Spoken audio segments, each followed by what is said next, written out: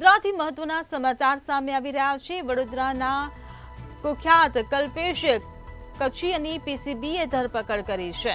તો વડોદરાથી આ સમાચાર મળી રહ્યા છે। પીસીબીએ દમણથી કુખ્યાતની ધરપકડ કરી હોવાનું સામે આવ્યું છે। દમણમાં મિત્રના મિત્રને ત્યાં કલ્પેશ રોકાયો હતો, ત્યારે ધરપકડથી બચવા આરોપીએ અગાઉ કોર્ટમાં અરજી કરી હતી। તો ગતરોજ કલ્પેશના જામીન નામંજૂર થયા હતા।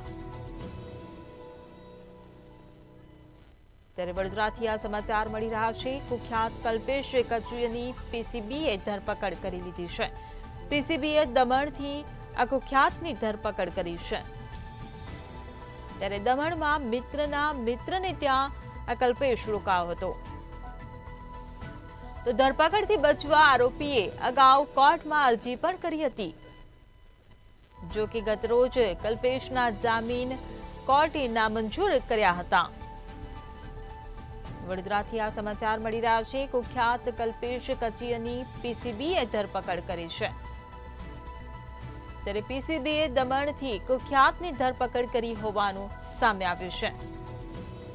તો દમણમાં મિત્રના મિત્રને ત્યાં કલ્પેશ રોકાયો હતો, ત્યારે ધરપકડથી બચવા આરોપીએ અગાઉ કોર્ટમાં અરજી કરી હોવાનું સામે આવ્યું છે।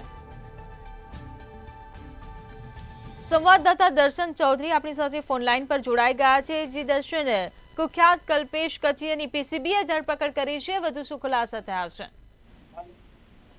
હિરલ, વાત કરવામાં આવે તો જે ફ્રૂટના વેપારી દ્વારા વ્યાજખોરીનું જે સમગ્ર મામલો પ્રકાશમાં આવ્યો હતો, તે બાદ આ કુખ્યાત કલ્પેશ કાછિયાનું આ સમગ્ર મામલામાં નામ ખુલ્યું હતું। કારણ કે જે વ્યાજખોર હતો સંતોષ ભાવસાર, તેને કલ્પેશ કાછિયા પાસેથી જે નાણાં મેળવ્યા હતા અને એ નાણાં વ્યાજે ફેરવતો હતો। તે બાદ જ્યારે કલ્પેશ કાછિયા પર સમગ્ર મામલે કેસ નોંધાયો, ત્યારથી કલ્પેશ કાછિયા અંડરગ્રાઉન્ડ થઈ ગયો હતો અને પોલીસ દ્વારા અલગ અલગ ટીમો પણ બનાવવામાં આવી હતી તેને શોધવા માટે, અને ટેકનિકલ સર્વેલન્સ પણ ગોઠવવામાં આવ્યો હતો। તે બાદ છેલ્લા ઘણા દિવસોથી કલ્પેશની શોધખોળ પોલીસ દ્વારા શરૂ કરવામાં આવી હતી, પરંતુ તેની કોઈ પણ પ્રકારની ભાળ મળી ન હતી। ત્યારબાદ 2 દિવસ અગાઉ જ કલ્પેશ કાછિયાએ કોર્ટમાં આગોતરા જામીન માટે અરજી પણ કરી હતી, જે ગઈકાલે જ કોર્ટ દ્વારા નામંજૂર કરવામાં આવી હતી। આ દરમિયાન ગઈકાલે મોડી રાત્રે 12 થી 3 વાગ્યા સુધીના સમયગાળા દરમિયાન પીસીબીની એક ટીમને બાતમી મળી હતી કે કલ્પેશ દમણના એક કોઈ મિત્રના ત્યાં રોકાયો હોવાની બાતમી મળી હતી, અને કોઈ ત્યાંના દમણના બારની અંદર તે રાત્રે ત્યાં હતો। તે દરમિયાન જ પીસીબીની ટીમ દ્વારા કલ્પેશ કાછિયાને ધરપકડ કરી અને વડોદરા લાવવામાં આવ્યો છે। હાલ સમગ્ર મામલે પીસીબીએ તેની ધરપકડ કરી અને હવે ડીસીબીને સોંપવામાં આવશે। જી દર્શન, સમગ્ર માહિતી બદલ આભાર।